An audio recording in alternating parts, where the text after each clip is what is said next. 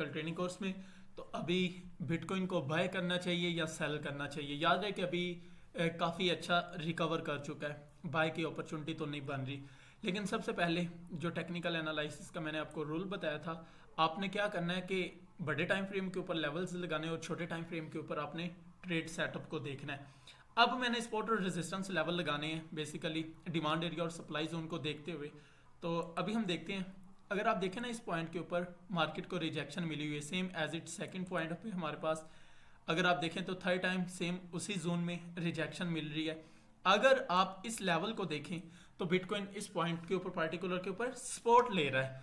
तो मीन क्या है कि पीछे जहां ये एज ए रेजिस्टेंस के तौर पर काम कर रहा था इनके निस्बत, ठीक है, तो अब इनके निस्बत इस पार्टिकुलर पॉइंट को देखें तो इसके लिए ये सपोर्ट के तौर पर काम कर रहा है सेम एज इट। अगर हम इसके साथ देखें, इधर से भी रिजेक्शन देखने को मिली है। मीन क्या है, सप्लाई जोन है, यहाँ बहुत ज्यादा सेलिंग प्रेशर होता है सेम एज इट उसी कह लें कि जोन में कंसोलिडेट करती है मार्केट।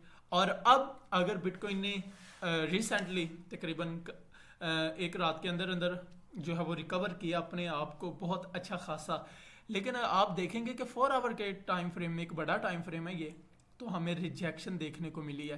फर्स्ट कैंडल ग्रीन बनी है उसको भी रिजेक्ट किया गया, लेकिन सेकंड कैंडल यानी कि स्टार्ट तो बुलिश हुई है, ऊपर जाने की कोशिश की है, लेकिन बहुत स्ट्रांगली ये एरिया माना जा रहा है सप्लाई जोन। यानी कि इस पॉइंट के ऊपर आप देखेंगे ऑर्डर ब्लॉक लगे होंगे, सेलिंग ऑर्डर लगे होंगे और एग्जीक्यूट होने के लिए। तो पता चला कि ये जो एरिया है मोस्ट इंपॉर्टेंट है। और इसी तरह आप फाइंड आउट कर सकते हैं कि हमें कैसे डिमांड एरिया का पता नहीं चलता, सप्लाई जोन का पता नहीं चलता, सपोर्ट का पता नहीं चलता, रेजिस्टेंस का पता नहीं चलता। सेम एज इट ये कंसेप्ट है सपोर्ट और रेजिस्टेंस एरिया को फाइंड आउट करने का। तो सिंपली मैं क्या करूंगा, इस पॉइंट के ऊपर एक लेवल्स ड्रा कर दूंगा और ये बन रहा है हमारे पास $27,472 का। ये हमारा एक मेजर रेजिस्टेंस एरिया बन गया है।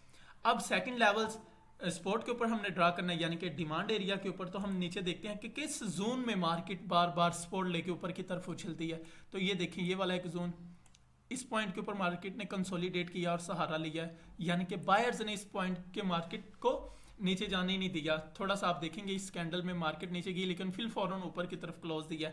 मार्केट ठीक है ऊपर की तरफ मूव करती है, फिर रिजेक्शन लेने के बाद अगर अगेन सहारा मिल रहा है तो आप देखेंगे उसी जोन के आजू बाजू में, उसी के अगल बगल में फिर रिवर्स करती है, रिट्रेस करने के बाद रिजेक्शन लेती है, फिर अगेन नीचे की तरफ मूव करती है ना, तो फिर आप देखेंगे सेम एज इट उसी जोन में। तो फिर देखें इस पॉइंट के ऊपर भी सेम वही जोन बढ़ रहा है, ये वाला एरिया भी सेम एज इट, ये वाला एरिया भी उसी जोन में आ रहा है, तो ये वाला एरिया भी। अभी अगर आप देखेंगे मार्केट ने नेगेटिव बनाई यानी कि मार्केट नीचे की तरफ गिरना चाहा, लेकिन आप देखेंगे कि वो प्रीवियस सपोर्ट को रिस्पेक्ट कर रही है और फिर ऊपर की तरफ उछल गई थी, ठीक है, ऊपर की तरफ क्लोज दे दिया। तो अब हम जो सपोर्ट एरिया के ऊपर लगाएंगे लेवल्स तो वो हमारा इसी रेंज में बन रहा है। तो सिमिलरली एक और मैं इसी रेंज में लेवल्स जो है वो ड्रा कर दूंगा। ये मैंने 2 लेवल्स लगा दिए। अब देखो मुझे पता है मार्केट ये लो बना रही है एक नया, मैं इधर भी एक लेवल लगा सकता हूँ, ठीक है, इस पॉइंट के ऊपर भी एक लेवल्स लगा दूंगा। होगा क्या, आपको आसानी रहेगी ये लेवल्स देखने में। फॉर एग्जांपल मैं अगर लगाता हूँ ना इधर, तो आपको थोड़ा सा ना आइडिया हो जाएगा कि अगली बार अगर मार्केट इस लेवल को ब्रेक करती है तो इसका अगला जो स्टॉप होगा, जिस तरह वो बस के स्टॉप नहीं होते हैं, उनको पता होता है कि इस स्टॉप के ऊपर बस ने रुकना है। अब अगर एरिया ये वाला ब्रेक होता है, मीन क्या 26,637 वाला, यानी कि ये टूटता है, तो फिर आपको एक आइडिया हो जाएगा कि अगला जो एरिया वो 26,250 वाला एरिया है। अगर वो भी ब्रेक हो जाता है तो फिर आपको नेक्स्ट आइडिया आप खुद लगा लेंगे कि कहाँ पर सपोर्ट ली हुई है। तो फिर आप देखेंगे कि इस पॉइंट के ऊपर आपको अगला जो नेक्स्ट एरिया है वो फाइंड आउट होता हुआ दिखाई देगा।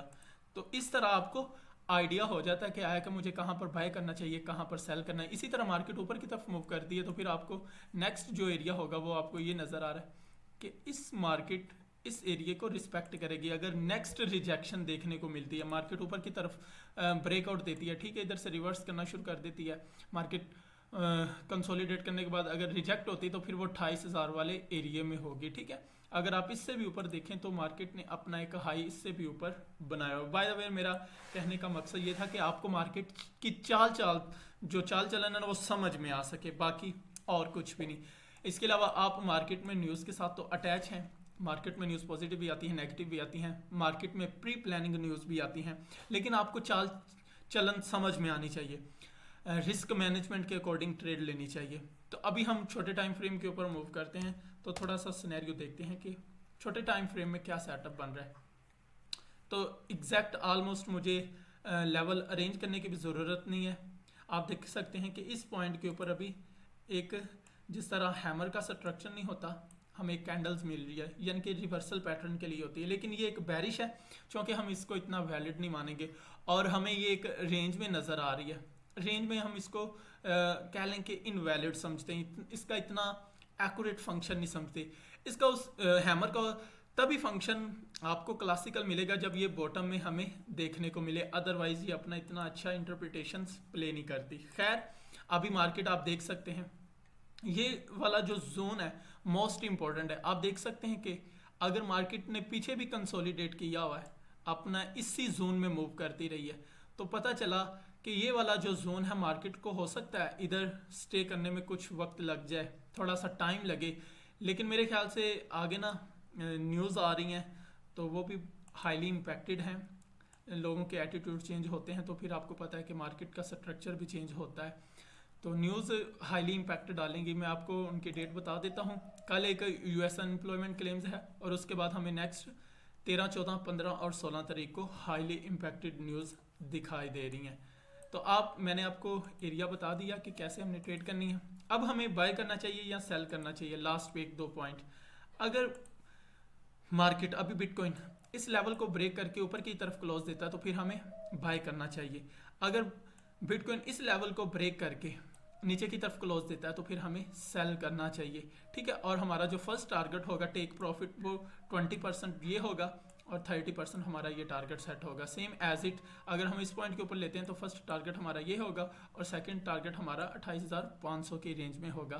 तो ये कंफर्मेशन है आपके पास, आपने वेट करना है, इंतज़ार करना है। अगर अभी आप देखें ना तो मार्केट में बहुत अच्छा खासा वॉल्यूम आ चुका है, और दूसरी तरफ अभी का अगर देखें तो मार्केट से वॉल्यूम आउट होना स्टार्ट हो चुका है। हर एक तेज़ी के बाद एक मंदी का सेशन होता है और हर मंदी के बाद एक तेज़ी का सेशन होता है।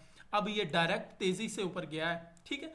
अब डायरेक्ट इस तरह नीचे नहीं आना, इसके बाद एक मंदी का सेशन चलना, मीन क्या, कंसोलिडेशन जोन, नो वॉल्यूम की रेंज कह लें, और उसके बाद फिर एक आपको बड़ा सा मूव देखने को मिलेगा, ठीक है। तो ये क्विक अपडेट है, फिर भी इतनी लेंथी वीडियो बन गई।